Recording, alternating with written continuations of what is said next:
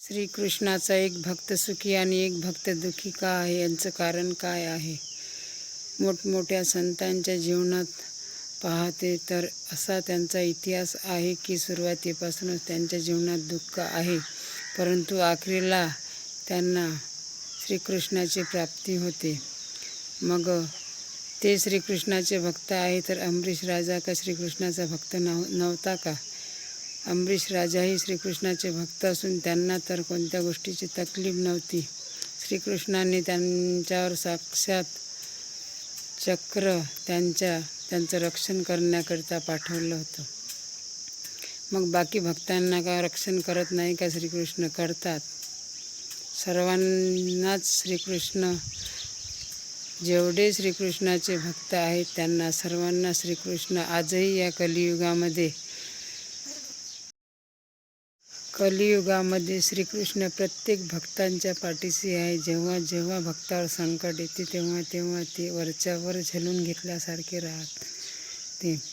माझ्या जीवनातली हकीकत मी आज तुम्हाला सांगणार आहे. माझा तर 2दा ॲक्सिडेंट झाला होता, परंतु मी 2 फुटावर समोर पडले, परंतु मला थोडीशी खरुजही नाही आली. मला असं वाटलं की जसं मी अद्धर पडले. आडवी कधी एखादी गाडी गेली असती तर माझं झालं असतं सगळं. असं श्रीकृष्ण आपल्या भक्ताला कधी कसा येते आणि आपल्या भक्ताला वाचवते त्याचं त्यालाच ठाऊक.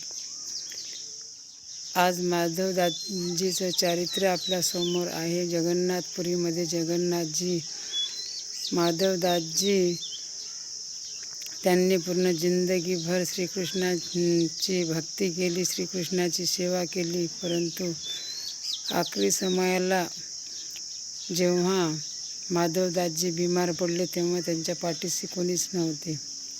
ते एकटेच घरी होते. त्यांची सेवा करायला सुद्धा कोणी नव्हतं.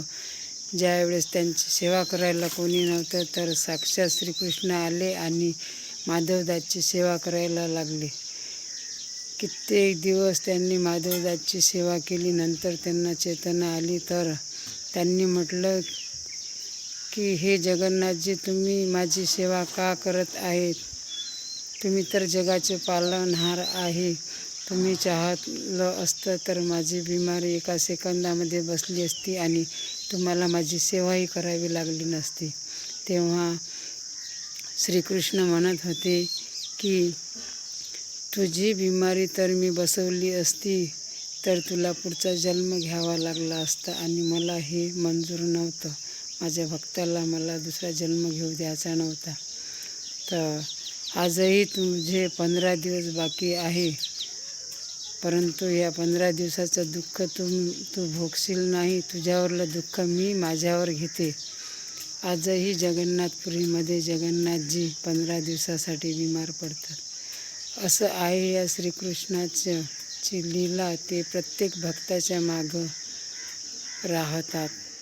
आजही श्रीकृष्णाच्या भक्ताच्या जीवनामध्ये कष्ट येतात, त्यांच्या जीवनामध्ये काही संकट येतात, तेव्हा श्रीकृष्ण कोणत्या ना कोणत्या रूपामध्ये येऊन त्यांचं काम पूर्ण करते. त्यांचं ते जे काही आजही या कलियुगामध्ये ज्यांना आधार नाही त्यांना श्रीकृष्ण साक्षात त्यांची सेवा करायला कोणत्या ना कोणत्या रूपामध्ये येऊन त्यांचं पूर्ण केल्याशिवाय राहत नाही. आजही श्रीकृष्ण त्या भक्ताच्या अधीन आहे. अशी ही श्रीकृष्णाची लीला आहे.